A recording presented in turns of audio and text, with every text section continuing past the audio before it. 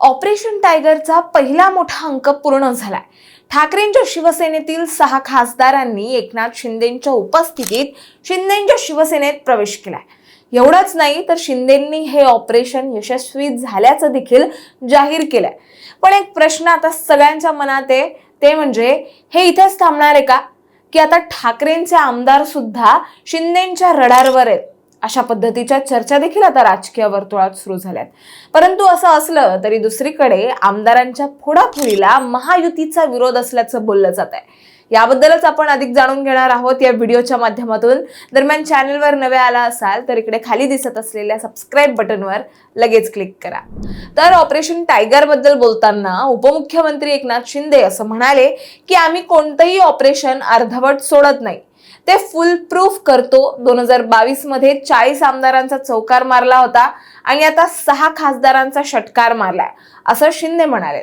आणि स्वागत कार्यक्रमात ते असंही म्हणाले की 22 जून 2022 रोजी शिवसेना आणि बाळासाहेबांचे विचार वाचवण्यासाठी सुरू झालेल्या लढ्याचा हा दुसरा टप्पा आहे.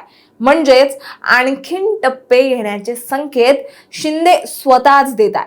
परिणामी या 6 खासदारांची बंडखोरी हे फक्त ऑपरेशन टायगरचा टीजर असल्याचं राजकीय वर्तुळात बोललं जात आहे.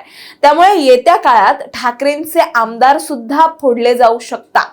ठाकरेंच्या आमदारांचाही एक मोठा गट शिंदेंसोबत संपर्कात असल्याच्या चर्चा आहे. त्यामुळे खासदारांपाठोपाठ आता ठाकरेंचे आमदार सुद्धा शिंदेंसोबत जाण्याच्या चर्चा सुरू झाल्या.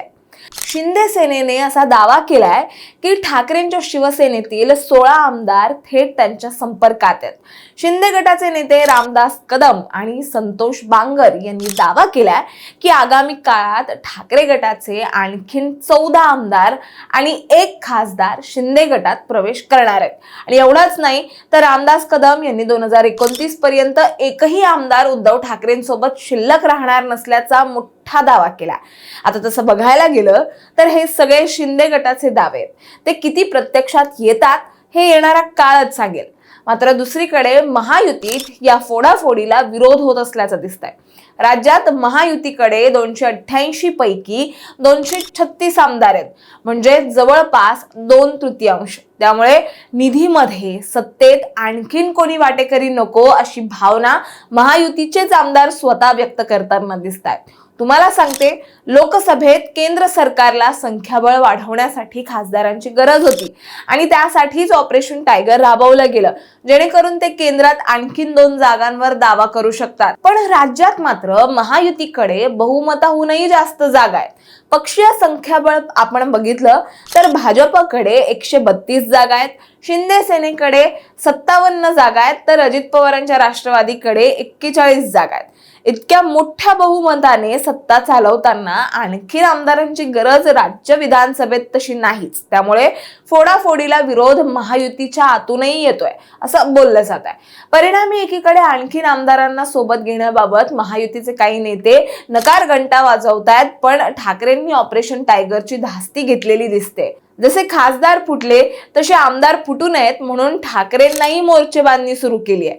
काल शिवालयात ठाकरेंनी त्यांच्या सर्व आमदारांची बैठक घेतली, पण या बैठकीला ठाकरेंचे 4 आमदार अनुपस्थित होते. पण बैठकीपूर्वी दिलेल्या प्रतिक्रियेत राऊतांनी पैशांसाठी आमदार विकले जाणार नाहीत असं म्हटलंय. आणि एवढंच नाही तर ठाकरेंच्या बैठकीला बंडखोर खासदारांच्या मतदारसंघातले 2 आमदार आणि इतर 1 असे एकूण विधानसभेतील 3 आमदार गैरहजर होते. म्हणजे 20 पैकी 16 ते 17 आमदार बैठकीला काल उपस्थित होते.